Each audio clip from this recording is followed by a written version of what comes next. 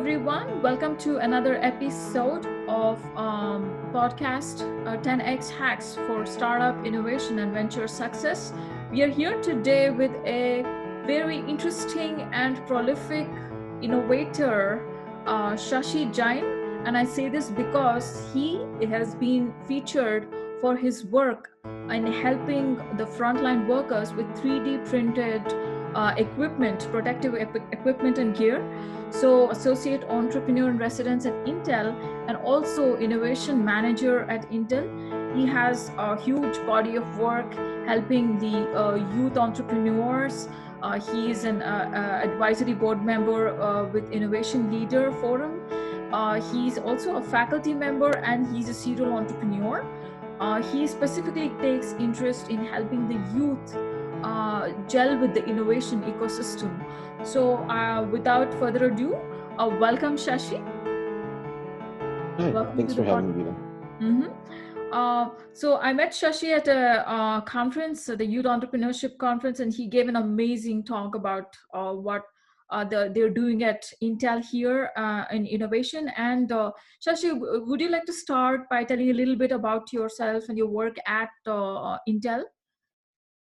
Yeah, certainly. So as you mentioned, I have two roles at Intel. My day job is as a strategic innovation manager, and I'm in the client computing group. So it's the oldest business inside of Intel. It's the desktop and workstations. It's a very well understood business.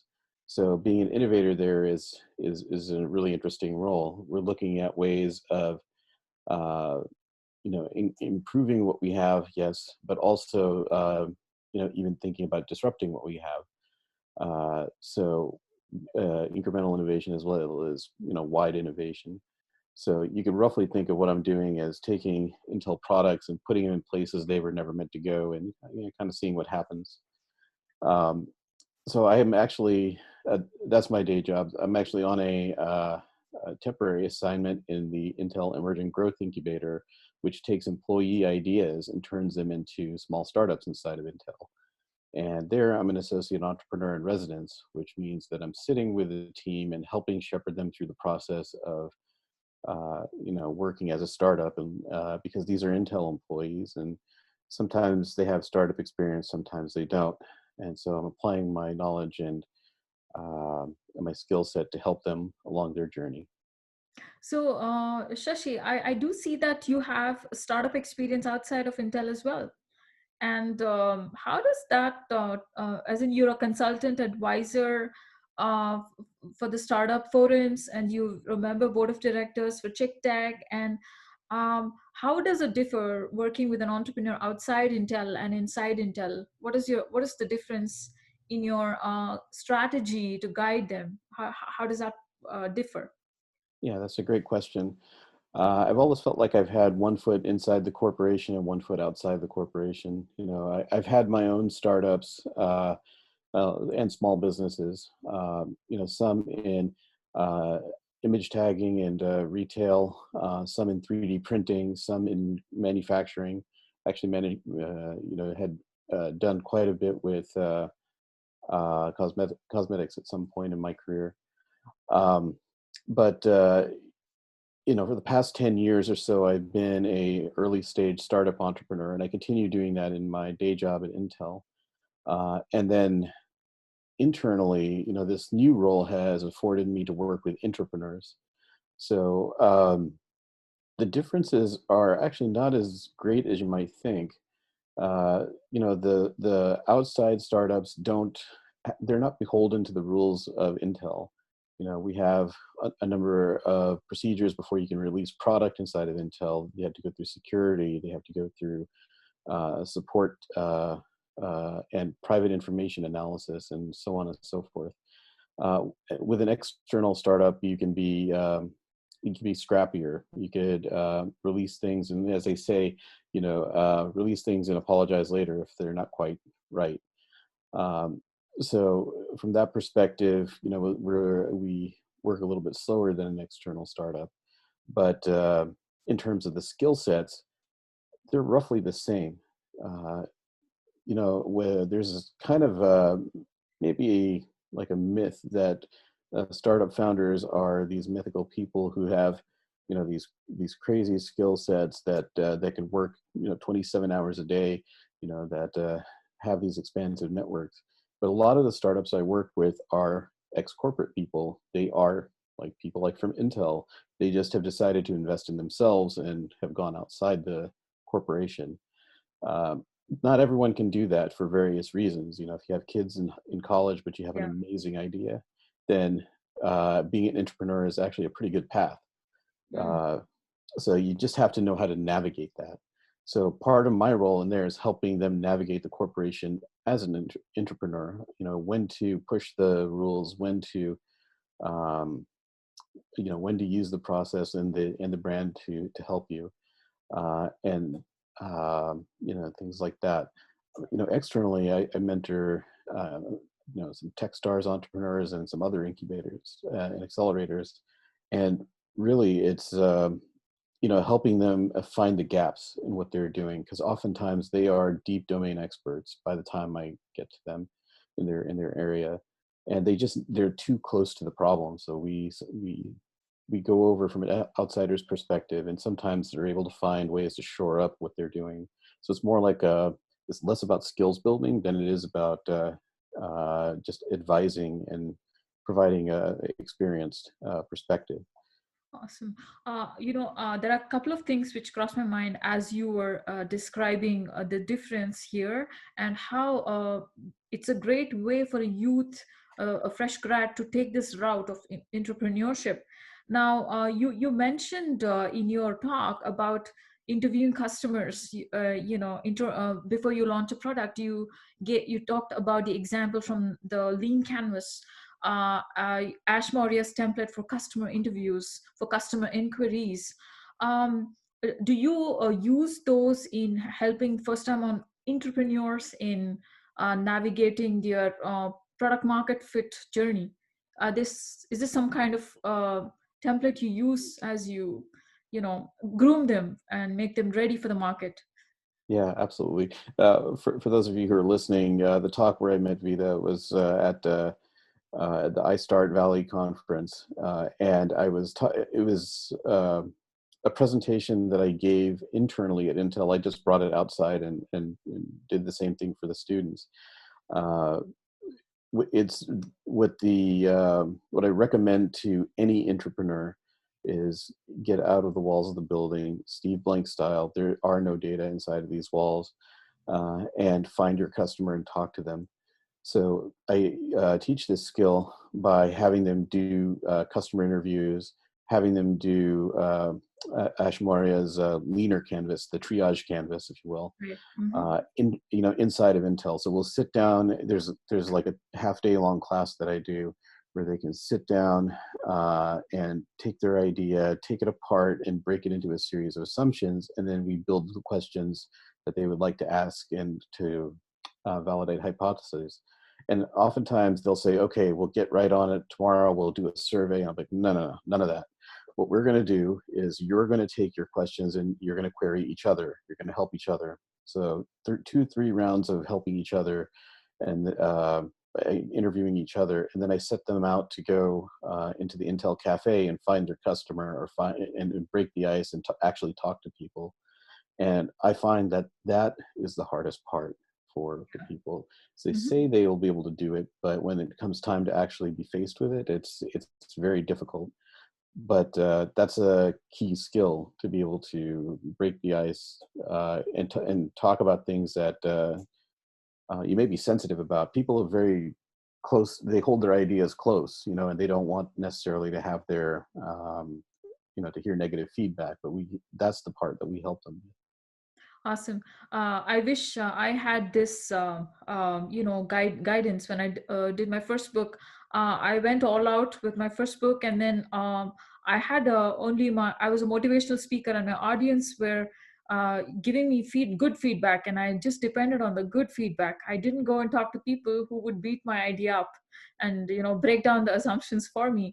So I was investing in the marketing campaign, but how well it was justified. Were there lead conversions? These were the things nobody told me. I had to figure it out the hard way, and I see the value you bring in here.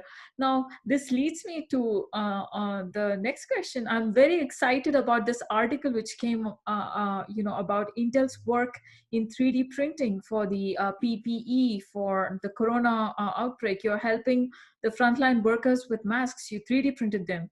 How did that go about? This seems like an intrapreneurial effort from Intel Innovation Group, or was it different? Yeah, I'm glad you asked it that way. Intel is supportive of what I'm doing, but is not involved in what I'm doing. So I one of my roles outside of Intel is as the founder of the Portland 3D Printing Lab. There's about 1,800 of us in this community, and it's been around for the past 6 years. So we've been meeting at least once a month, and we've done crowd printing projects and generally kind of pushed the boundaries of what can be done. It's an amazing community, and maybe in mid-March when we realized that things were getting really really bad for our hospital workers, we decided as a group that we had to do something. And I think it was on March 23rd, decided we're going to do a crowd print and take some of these designs for personal protective equipment like masks and shields, like face shields, and then there's eye shields for hospital workers, and we'll 3D print those and we'll get them out somehow. This came about, the Technology Association of Oregon reached out and said, hey, there's these protective equipments that can be 3D printed. Can you help with this? And they introduced me to a few hospitals. And then kind of separately, what had happened was one of the members of my group, Connor Weller, set up a GoFundMe to do this very same thing. And we kind of looked at each other and said, okay, yeah, we're going to do this. So we put we put the call out, and we got 50 people right away to help with us. And we started printing face shields. There's a standard design out there. And in the meantime, I worked with my startup network. Of all things, the request from hospitals came through my startup network. Wow. Yeah, I mean, they heard, hey, you guys are innovative. Why don't you help us get get the PPE we need? And the stories that they would tell us they're heartrending. Imagine going into battle without having any of the protective gear you need. That's what it is. Mm-hmm. So we delivered our first 150 face shields to the Portland VA, to Providence, and to the Kaiser Permanente Clinic. And from there, we got a scale order of about 1,000 face shields for Legacy Health, and then we partnered with another group that was producing the eye shields. So I'm really kind of proud to say what we've built is like a manufacturing-oriented or maker-oriented emergency response team. And in the past 19 days now, we've built a pop-up supply chain. So we've delivered in the past week 4,000 pieces of PPE between Gosh. eye shields. Yeah, Wow. and it's That's a tall order. 4,000 orders in just 1 week. You've so been. we got the orders a week ago, and we fulfilled them in this amount of time. How did you do that? That seems like that's a tall order. It's a huge achievement. Did you have like people? Was it modularized, or did you work around the clock, or how did that happen? Yeah, it's a great question. It always starts with the people for me. We have 221 makers that are actively joined our network, our crew as we call it. And there are 350 3D printers between them. Wow. So when we put the call out, I can't keep this network necessarily supplied fast enough. I put out a 700 piece order, and it was taken up inside of 12 minutes, I think. I mean, Gosh. when I say, yeah, we had people claiming them. So when I say taken up, we have a spreadsheet system that organizes everyone. So we take in orders. We, as in the admin team, we decide if they have enough detail. We reach out to the person who submitted the request. and then we form that into a coherent order. The number of pieces, the specific model of PPE, what are their limitations? Does it have to be this material or that material? And then once we have that settled, we break it into little autonomous tasks for our printers. So they can build 12 pieces, they can build 4 pieces, they can build a bigger batch if they have more printers. And we do that in a way that they can autonomously do all of the printing work and the initial pass of QA. Then all they have to do is drop off to one of 3 locations. And from there, we have a fulfillment process that gathers the orders, performs full QA, and delivers them. So all of this from a single spreadsheet. I just happened to do a podcast with us on the autonomous vehicle. He's more in the R&D, as well as he's in the risk management. He is envisioning a pipeline of, a pop-up supply chain and a modular supply chain like this. And here you are, you've realized this. This is just amazing. He's thinking about this. They are into autonomous car vehicle manufacturing. The suppliers are in China, and they are thinking about a hypothetical situation where there is a modular pop-up supply chain, and then here you are, you're deploying it, and you're doing it as a community service. This is amazing. It's amazing how innovative you can be when a community comes together to solve a burning problem. This is amazing. So what was your inspiration in pulling this through? It's a very bold effort. You're actually delivering. You're not just experimenting here. It's not like uh, you just do it on a spreadsheet, you show results and walk away. You're actually doing QA. So where did this inspiration come from? Did you work at NASA, or it seems like a mission critical environment? You're very ready for it. Uh, Readiness, yes. But no, I didn't work for NASA, although I am working with NASA, if you want to talk about that Sure. maybe later. But in the past 6 years, our group has done these types of prints before, and it's usually for artistic purposes. Like the very first one that we did was participating in this house that was being built in Amsterdam. It was, God, I think it was called the Canal House, and they basically distributed all of these parts all over the world, and you had to build blocks of this house. And what we found is that there was crazy amount of overlap. People would be building the same Yeah. part over and over and over because there was no organizational system for it. Right. So the second time we did this, we actually 3D printed half of a cow for a local restaurant. You can't make this stuff up. It's 4 feet tall, 8 feet long, and it's the right side or the starboard side of a cow. But we had the same problems there. They were highly complex prints, and we had to have, I think we had 30 printers working on that one, and we had to keep them in sync. So we created this first version of this rudimentary system to keep them in sync. Again, breaking up orders into autonomous units, and then we came together and built the cow. We also then did a couple more, one for Portland Art Museum, one for an environmental science center. We actually 3D printed a crowd, like a beehive as well. And I like all of that. this, I like that. You use the word beehive. It's you're inspired by nature, and nature is very resilient. yeah. So that one in particular was really interesting. There's a local restaurant that has beehives on the roof, Yeah. and they have one of the those boxy shaped hives, and inside there's these little round inserts. So we made those inserts with the little hexagons that bees need, but we also laid in lettering and the logo of the restaurant, so that when you take the honey out, the logo of the restaurant's on the comb. Hmm. So funny enough, that one really prepared us for this project. What we learned is how to distribute effectively across the group, work as a team, build trust in the community that others are going to deliver, and that everything would interlock together. So we had 5 projects to practice this with as a community.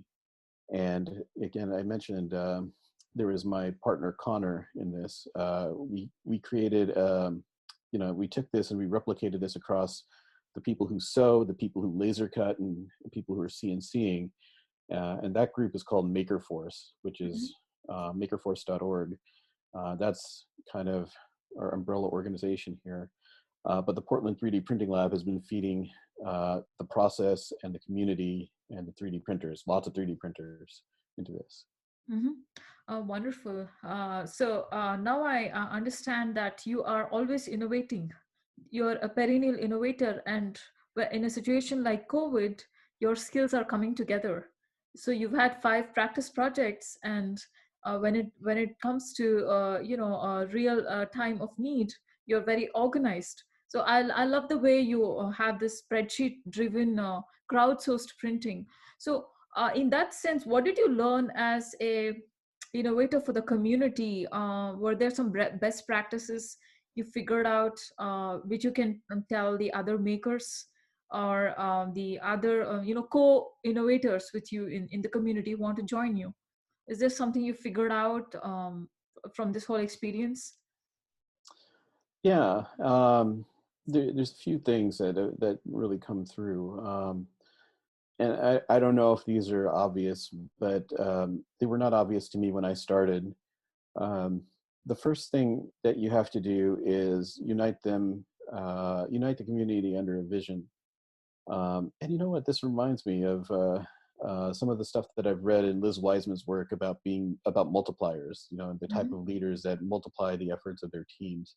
Mm-hmm. That you've got to give them a vision. You've got to create debate and ask really good questions of the community. And that's what we're doing here is we put out, here's the thing that we need to do. We don't necessarily know how to get there. We need everyone's brain power on this to make this as effective as possible.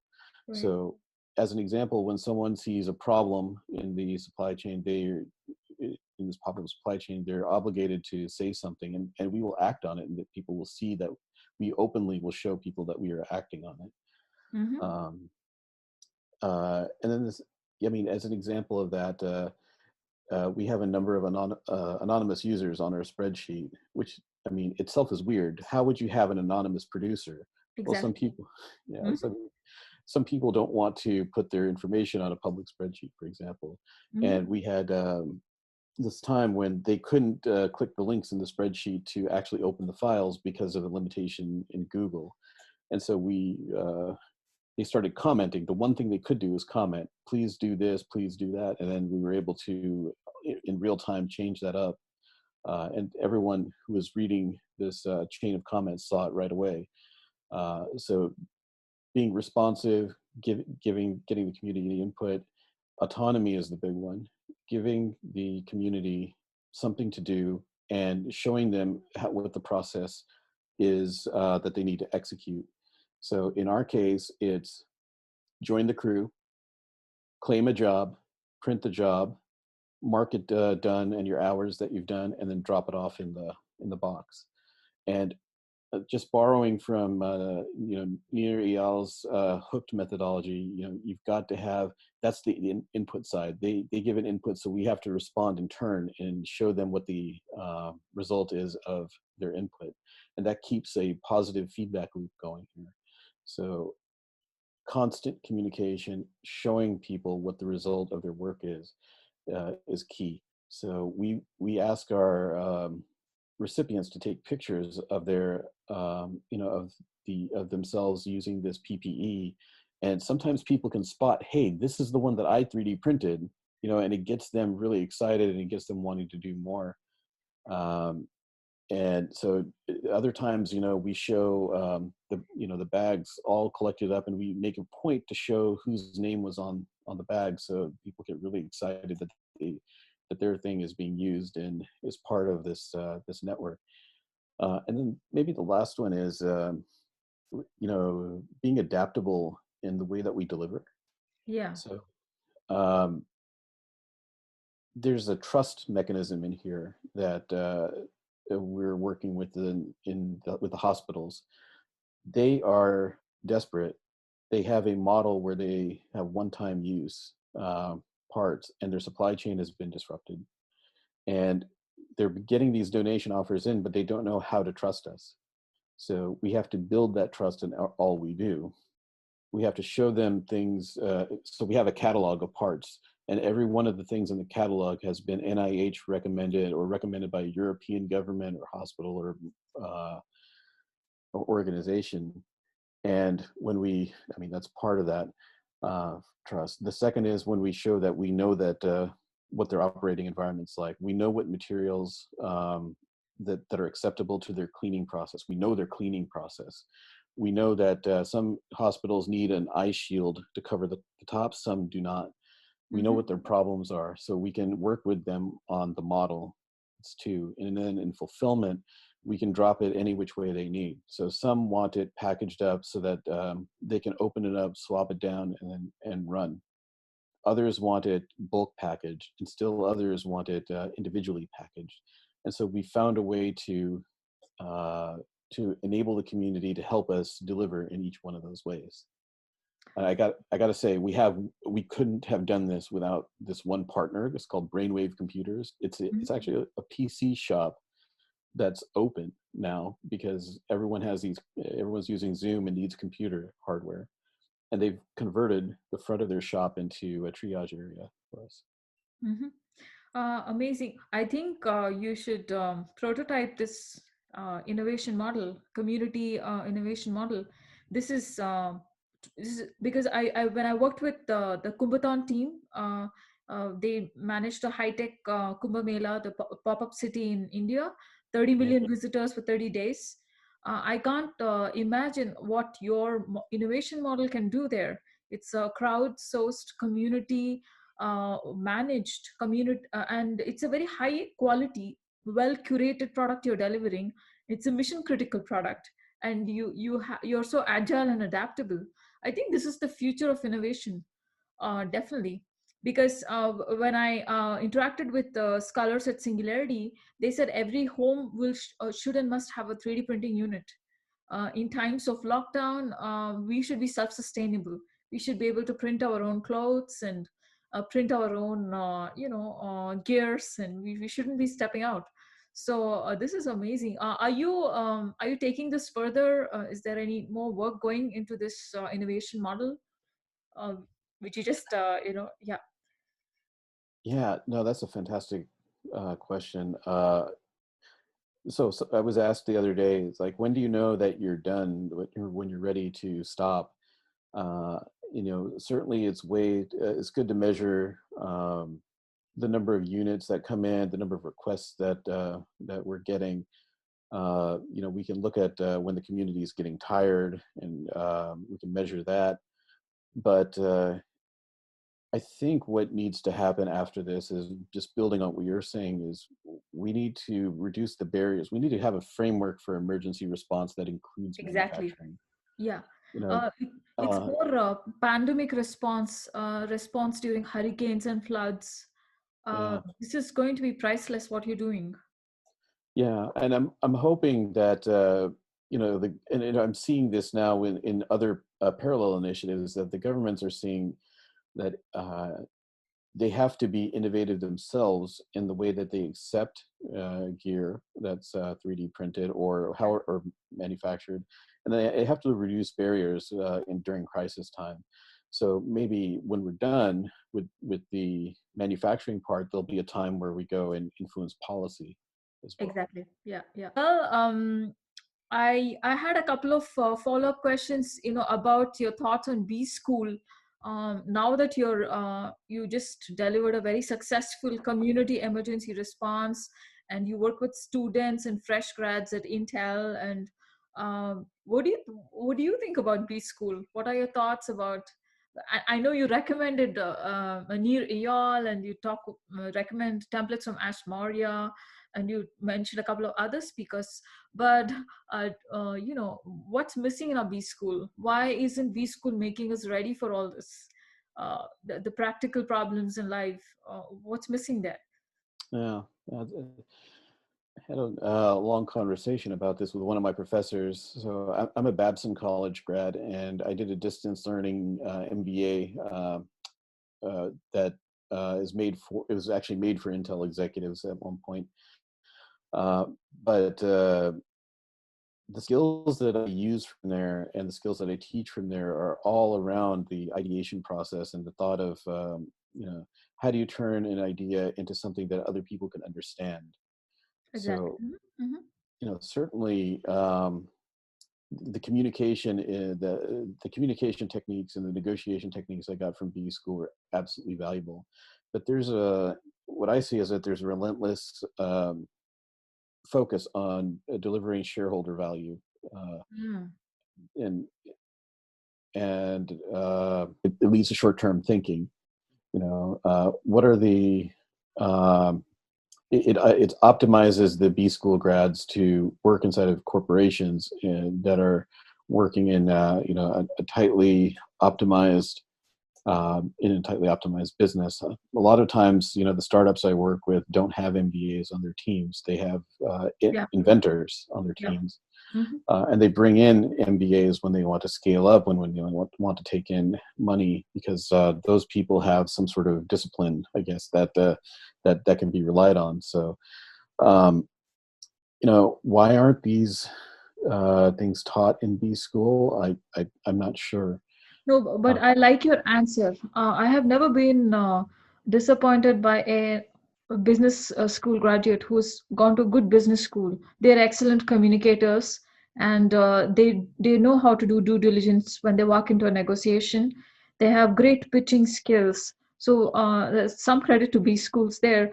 But with startups, I don't know how far the B school skills take you there. Uh, B school skills teach you how to work inside of a framework that's pretty well understood. When there is no framework and you're building it yourself, then you have to be personally resilient to build those systems. There's plenty of people who have MBAs who've made amazing startups. In my own cohort, there's a few people who've created startups, and in the cohort sort of before and after me, I know several people um, who did as well. Um, but in terms of addressing these crazily emergent things like the COVID crisis, what I see my colleagues doing is applying their skill towards more systematic or systemic point of view. Um, like they're looking at, well, how do we reduce the barriers to getting the actual PPE that's in the supply chain into the hands of the hospital faster? So it's more optimization as yeah. opposed to disruption or looking at complementary uh, things. Whereas I'm just smiling because one of my we have an extended team here because our ops guy is from the startup community. He's a TechStars graduate, and he's brought in startup discipline, and we're moving a mile a minute here. I thought I was moving fast, and he's introduced just a whole different discipline here, and that kind of energy is needed, and the ability to work comfortably inside of that with some great uncertainty is something they don't teach you. You have to learn it by Okay. doing it. Hmm. So B schools do help in optimizing, within existing frameworks. That's the plus point, right? That's what they Hmm. teach us. So, which is a great skill to have, because when you are a first-time entrepreneur or you're guiding the youth, you need some, stepping stones to stand on and then navigate this journey. So, I guess that's where it all comes in handy. Yeah, but I mean, look at our crisis situation now. Uh, there is nothing to optimize. It's all shut down. You know. Okay. Yeah. So when everything is shut down, when the supply chain is shut down, how do you bridge the gap? And that's I suppose where we came in is and now that you've got me saying this, it got philosophically our team decided that we're going to exist to fill the gap until the supply chain can come on board and take over. We're not going to scale to 100,000 units. We're not going to work as the hospitals work today, which is to take really good, high quality material, use it once, and then throw it out. We make material that's highly reusable, and it's meant to bridge this gap. But we're also there to get the hospitals thinking differently as well about their supply chain, about what can be done, about what's the art of the possible not only creating this product, but in how they can optimize the doctor's experience and the patient's experience. Maybe optimize is not the right word. How can they think differently about the doctors and patients' experience? How can they deliver something similar? Yeah. That's not the norm. Yeah, I think the FDA process is slowed down medical innovation a lot. I'm not sure which class. Is it class 3 that PPE falls under? Yeah. Look what you did. You've delivered a high quality service, but this is not exactly under the purview of highly regulated environment, but you're saving lives, and I think that's what matters here. Yeah. We hope that even if we've saved one life, all of this effort will have been worth it.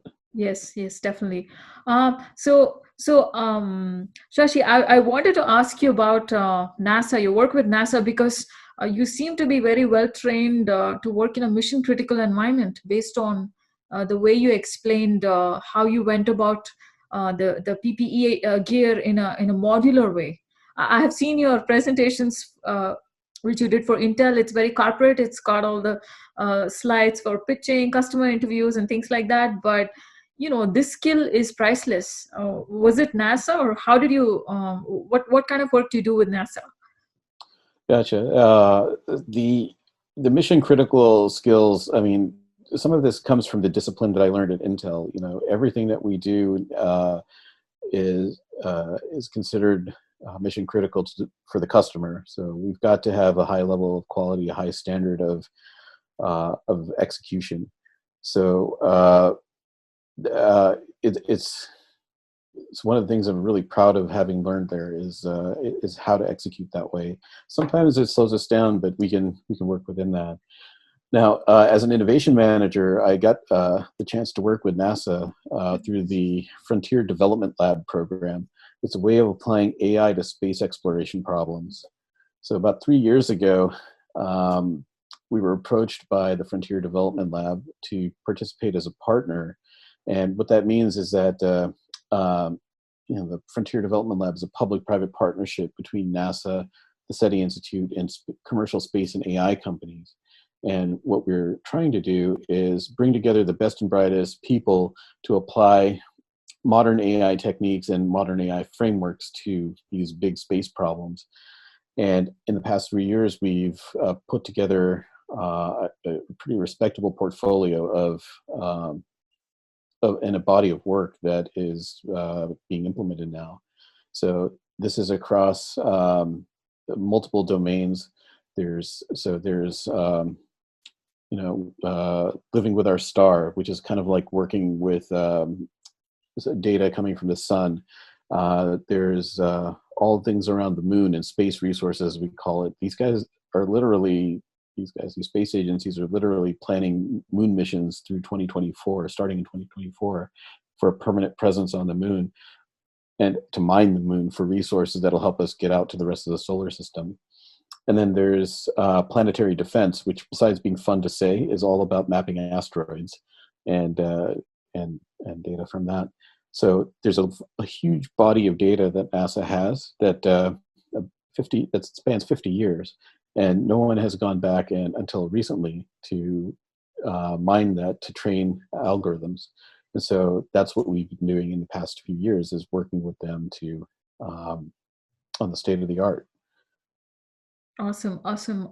This is data-driven approach is pushing the envelope of human civilization. We are now interplanetary species thanks to data and thanks to AI, and thanks to people like you. You bring in such a wide variety of perspectives, not only about community innovation but also about space missions. This is amazing. What else do you talked about two different domains of expertise here at Intel, and serving the community during COVID. What else do you do in your free time? Are you always innovating, or is there something else you do outside of your innovation framework? Yeah. The big one that kind of brought us together was the Thai Young Entrepreneurs Program. So that one is one of my biggest passions is teaching. Mm-hmm. I have. It's funny because I never thought this would be the case for me. My mom was a teacher, and I saw the kinds of things that teachers go through in our schools. But there's something about conveying what you know and helping someone else achieve the best version of themselves that is irresistible to me. So Thai Young Entrepreneurs is a program that teaches youth entrepreneurship to high school students. Mm-hmm. Um, Thai is a chapter driven organization Mm-hmm. that is by entrepreneurs for entrepreneurs. It's a mentoring organization. So I've been a volunteer at Thai Oregon for almost 10 years now, Mm-hmm. and I was helping with Thai Angels, and then we had a student come and say, "Hey, I want to do this Thai Young Entrepreneurs program." And at the time, it was a business plan competition, Mm. and so we took a look at it, and we as the board there. And we said, this is great, but we are not going to teach business plans. This is kind of an older way of thinking. We want to teach all the modern techniques, like the lean startup techniques, the design thinking, the rapid prototyping, storytelling, all of these things, these rich things that entrepreneurs use today, are adult entrepreneurs. And so I wrote a curriculum around that with my colleague, Suresh Srinivas. And, you know, uh, originally we were supposed to train some teachers and get them up and running, and then we would have this program. And one or three things happened, and then I ended up being the teacher for this cohort and ended up really loving it. So that was 5 years ago. We created this program that was entrepreneurship based, and we took a team to this global competition that Thai holds every year, and it was amazing. Every other team had a business plan that they were presenting, and again, it was very formal. It was very business school. It was super polished presentations, but it was presentations. And our teams had actually built the thing that they were talking about. They built a precision agriculture system. They had drones. They had an app. They had this innovative payload docking system, and they had talked to I don't know, 12 farmers. They had an investor ready and lined up. It was just a very different kind of thing that they were doing. So fast forward 5 years later, it's no longer a business plan competition. It's an entrepreneurship lab with it's an invention education curriculum, and all of the 35 chapters of Thai Young Entrepreneurs are using that curriculum that we created in Oregon. And all of the youth entrepreneurs that come through our program, there's about 1,800 per year, are learning not just how to pitch, but how to build their idea, how to talk to customers, how to tell their story and the story of their customers. It's for me, it's a breathtaking thing, and I wish I had gone through it, myself. Yeah, amazing, amazing. I think they say the hand that rocks the cradle rules the world. I think it should be now the teacher who teaches. They change the world. It's not just a mother is the first teacher, but your mentor can also change the world. So I really love the way you made this entire experience. And there you go. You answered my question. What is missing in the B school? You actually demonstrated with your example with entrepreneurs. Have your investor lined up, you talk to your customers, and there you go, you win the pitch competition. So anyway, with that, yeah, I think we're kind of out of time here. Do you have any parting thoughts? We wrap up, anything you would like to nudge the community about in terms of innovation?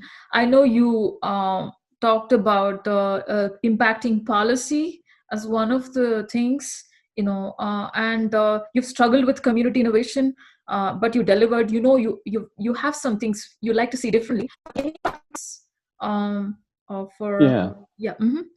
yeah, maybe. I get this question a lot of in the community, especially related to COVID-19, is how can I help?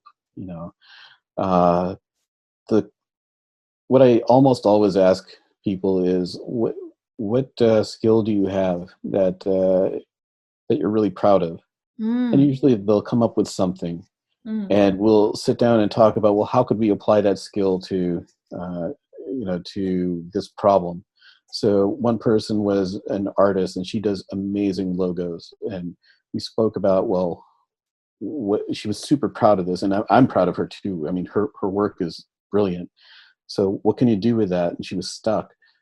So we were talking and said, well, why don't you explain what we are doing in a pictograph or an infographic or something like that? Help us do that. And maybe if you can make what we're doing easily explainable, not just to the community, but also to politicians and to policymakers, it'll make them more receptive to what we're doing. So there's always something there. One guy had told me, uh, as a 3D printer, he said his wife had autoimmune disease, and he couldn't do anything except be at home with her and keep her comfortable and keep other people away. He said until we started this project, 3D printing, he had nothing. He didn't feel like he had any control. But he's one of our most prolific 3D printers now. He has something that he can do. So there's always something you can do. You just have to apply a little bit of creativity. Say yes a little bit more than you say no to your ideas. And to the so that's on the community side. And to the innovators at corporations, I will tell them two things.